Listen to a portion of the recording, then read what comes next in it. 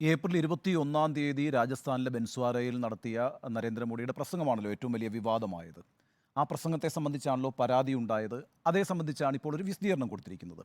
നമുക്ക് ആ വിഷയത്തിലേക്ക് വരുന്നതിന് മുമ്പ് ഏപ്രിൽ 6 രാജസ്ഥാനിലെ അജ്മീറിൽ, ഏപ്രിൽ 7 ബീഹാറിലെ നവാഡയിൽ, ഏപ്രിൽ 9 ഉത്തർപ്രദേശിലെ ഭിലിഭിട്ടിൽ, ഈ 3 സ്ഥലങ്ങളിൽ നരേന്ദ്രമോദി പ്രസംഗിച്ചിട്ടുണ്ട് ഏപ്രിൽ 21 മുമ്പ്.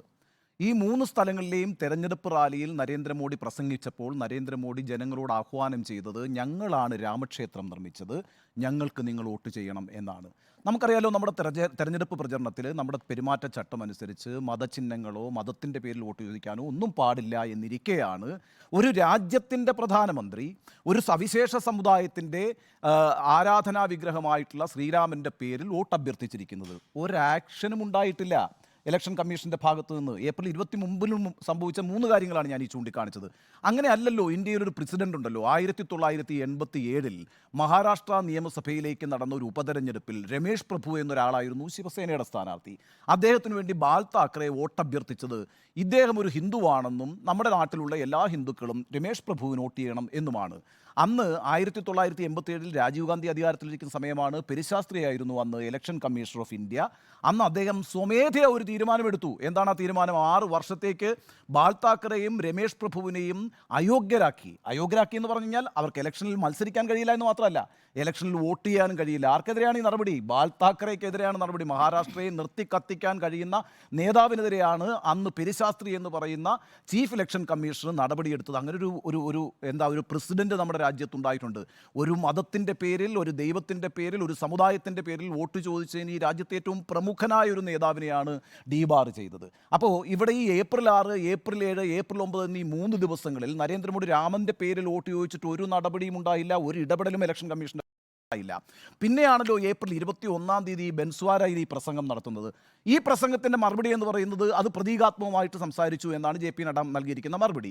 നോക്കാം, നമുക്ക് കുറേയൊക്കെ പ്രതീകാത്മകമാണ്, സമ്മതിക്കേണ്ടി വരും. കാരണം നുഴഞ്ഞുകയറ്റക്കാരെന്ന് പറയുമ്പോൾ ആരെയും കുറിച്ച് പറയുന്നില്ല, പെരുകുന്നവർ എന്ന് പറയുമ്പോൾ ആരെയും കുറിച്ച് പറയുന്നില്ല.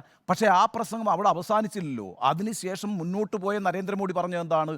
ഈ രാജ്യത്ത് പിന്നോക്ക വിഭാഗങ്ങൾക്കും പട്ടികജാതി പട്ടികവർഗ വിഭാഗങ്ങൾക്കും നൽകിപ്പോരുന്ന ഭരണഘടനാപരമായിട്ടുള്ള സംവരണം, ആ ആനുകൂല്യത്തെ ചീൻ കർക്കെ തട്ടിയെടുത്ത് കവർച്ച ചെയ്ത് മുസ്ലിങ്ങൾക്ക് കൊടുക്കാൻ പോകുന്നു കോൺഗ്രസ്, അവരുടെ വോട്ട് ബാങ്കായ മുസ്ലിങ്ങൾക്ക് കൊടുക്കാൻ പോകുന്നു എന്ന് നരേന്ദ്രമോദി പറയുമ്പോൾ ഞാൻ വീണ്ടും ആവർത്തിച്ച് പറയട്ടെ, അദ്ദേഹം ഇന്ത്യയുടെ പ്രധാനമന്ത്രിയാണ്. അങ്ങനെ ഒരാൾ നിന്ന് പ്രസംഗിക്കുമ്പോൾ ആർക്കെതിരെയൊക്കെയാണ് ഈ വികാരം ഇളക്കിവിടുന്നത്?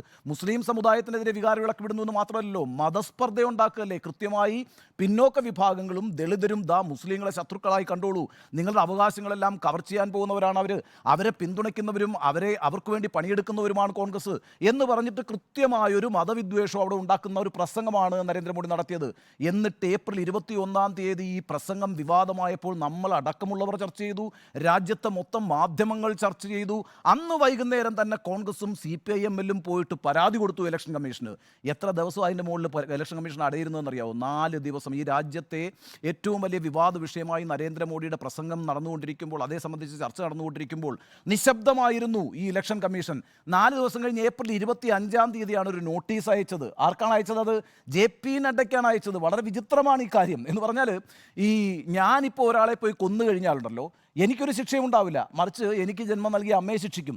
ഈ വിധത്തിലുള്ളൊരു വ്യാഖ്യാനമാണ് ഇവിടെ ഈ ഇലക്ഷൻ കമ്മീഷൻ നടത്തിയിരിക്കുന്നത്. റെസ്പോൺസിബിലിറ്റി എന്ന് പറയുന്നത് യഥാർത്ഥത്തിൽ പാർട്ടി പ്രസിഡന്റിനാണ്, പാർട്ടി ഓർഗനൈസേഷനാണ്.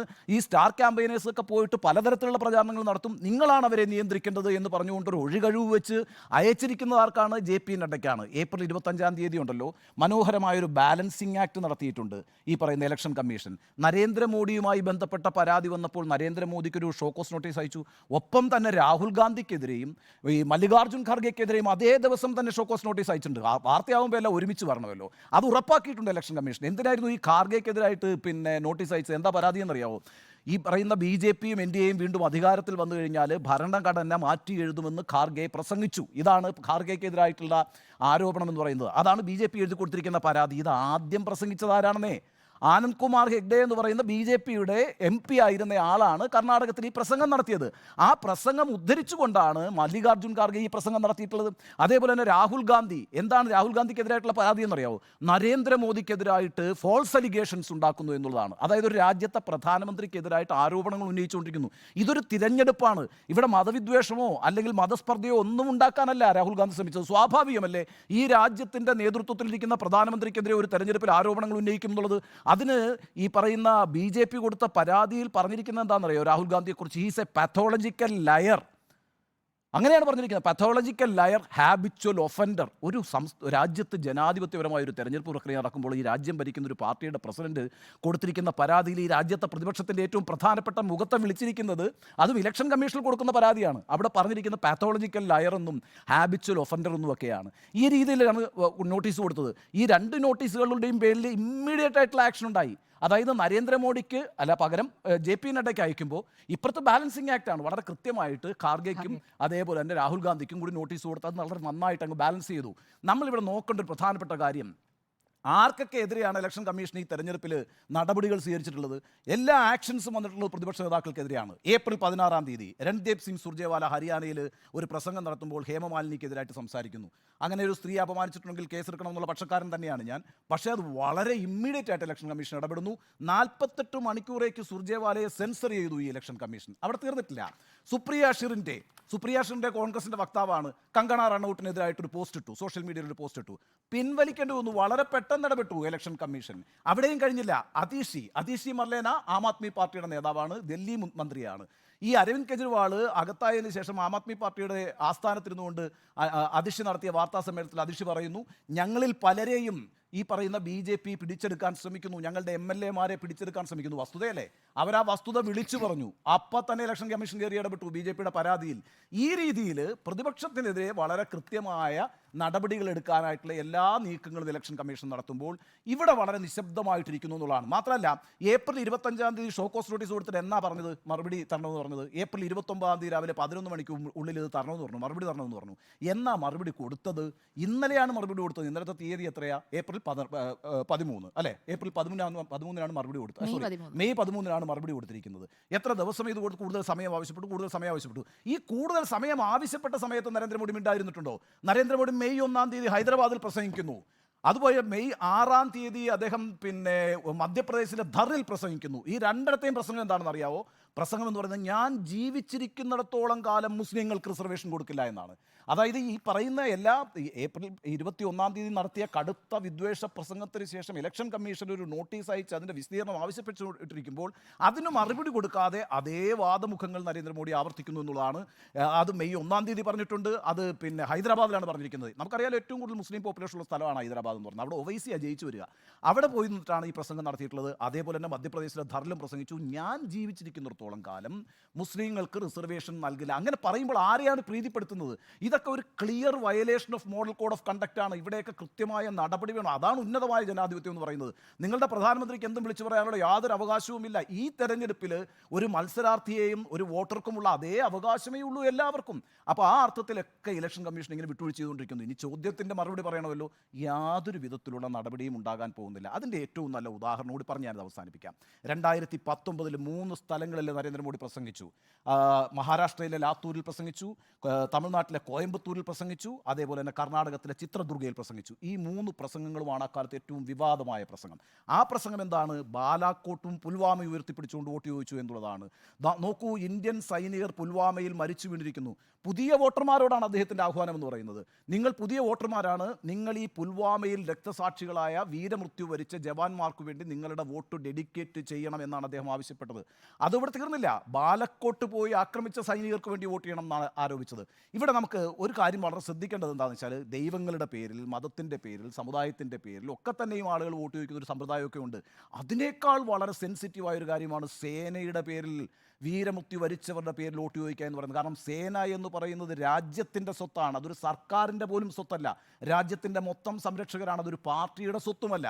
ആ സൈനികരുടെ പേരിലാണ് നരേന്ദ്രമോദി വോട്ട് ചോദിച്ചത്. ആ വോട്ട് ചോദിച്ച അതിനെതിരായിട്ടൊരു പരാതി വന്നു. ആ പരാതിയിൽ തീരുമാനമെടുത്തായിരുന്നോ? എന്താ തീരുമാനമെടുത്തത്? തീരുമാനമെടുക്കണമെന്ന് അന്ന് ഇലക്ഷൻ കമ്മീഷണർ ആയിരുന്നിട്ടുള്ള അശോക് ലവാസ ആവശ്യപ്പെടുമ്പോൾ എന്താ സംഭവിച്ചത്? അദ്ദേഹത്തിന് പുറത്തേക്ക് പോകേണ്ടി വന്നു. അദ്ദേഹത്തിൻ്റെ കുടുംബക്കാർക്ക് മുഴുവനും IT റെയ്ഡും ED റെയ്ഡും ഒക്കെ ആയിട്ട് അദ്ദേഹത്തിന് ഈ രാജ്യം വിട്ടുപോകേണ്ടി വന്നൊരു സാഹചര്യമാണ് ഉണ്ടായത്. എന്നിട്ട് എന്താ ചെയ്തത്? ക്ലീൻ ചിറ്റ് കൊടുത്തു. ഇതിനകത്ത് ഒരു പ്രശ്നവുമില്ല എന്ന് പറഞ്ഞുകൊണ്ട് ക്ലീൻ ചിറ്റ് കൊടുത്തൊരു ചരിത്രമാണ് ഉണ്ടായിട്ടുള്ളത് ഇലക്ഷൻ കമ്മീഷൻ്റെ.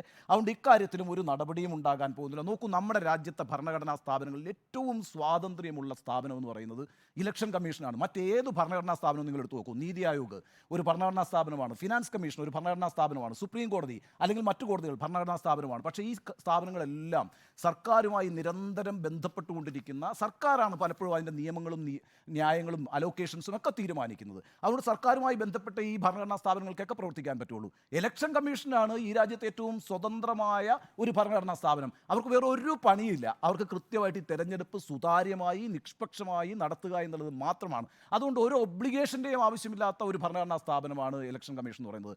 ആ ഇലക്ഷൻ കമ്മീഷനാണ് ഇപ്പോൾ ഇവിടെ നോക്കൂ, ഈ പറയുന്ന ഓരോ ഫേസിലെയും കണക്കുകൾ പറയുന്നതിൽ പോലും തന്നെ എത്ര വീഴ്ച വരുത്തുന്നു. അതിൻ്റെ ഒന്നും ആവശ്യമില്ലെന്ന് കഴിഞ്ഞ ദിവസം ഫ്രണ്ട് ലൈൻ കൊടുത്തൊരു അഭിമുഖത്തിൽ ഈ അശോക് ലവാസ പറയുന്നുണ്ട്. അദ്ദേഹം ഇവിടെ ഇലക്ഷൻ സംഘടിപ്പിച്ചിട്ടുള്ള ആളാണല്ലോ. അദ്ദേഹം പറഞ്ഞു, ഒരു ഫേസ് ഇലക്ഷൻ കഴിഞ്ഞ് കഴിഞ്ഞാൽ അന്ന് രാത്രിയിൽ ഒരു ടേൺ ഔട്ട് നമുക്ക് പറയാൻ പറ്റും. ഇനി ഏറ്റവും കറക്റ്റായിട്ടുള്ള ടേൺ ഔട്ട് പറയാൻ 48 മണിക്കൂർ വേണ്ട എന്നിരിക്കുകയാണ്. ഒന്നാം ഘട്ടം കഴിഞ്ഞ് 11 ദിവസം കഴിഞ്ഞു. എന്നിട്ടാണ് ആദ്യത്തെ വോട്ടർ ടേൺ ഔട്ട് പറയുന്നത്. അത് കഴിഞ്ഞ് രണ്ടാം ഘട്ടത്തിൽ 4 ദിവസം കഴിഞ്ഞിട്ടാണ് പറയുന്നത്. ഈ രീതിയിലാണ് ഇലക്ഷൻ കമ്മീഷൻ പ്രവർത്തിച്ചുകൊണ്ടിരിക്കുന്നത്. അങ്ങേയറ്റം ദൗർഭാഗ്യകരമാണ്. ഒരു ജനാധിപത്യ സംവിധാനത്തിനകത്ത് ഏറ്റവും സുതാര്യമായി നടക്കേണ്ട പ്രക്രിയയാണ് തെരഞ്ഞെടുപ്പ്. ആ തെരഞ്ഞെടുപ്പ് പ്രക്രിയയിൽ ഏകപക്ഷീയമായി പ്രവർത്തിച്ചുകൊണ്ടിരിക്കുന്ന ഒരു തെരഞ്ഞെടുപ്പ് കമ്മീഷനെയാണ് നമ്മൾ കണ്ടുകൊണ്ടിരിക്കുന്നത് എന്നുള്ളതാണ് ഈ ജനാധിപത്യ സംവിധാനത്തിൽ നമ്മളെ ആശങ്കപ്പെടുത്തേണ്ട ഏറ്റവും പ്രധാനപ്പെട്ട ഘടകം എന്ന് ഞാൻ വിചാരിക്കുന്നു. ശരി.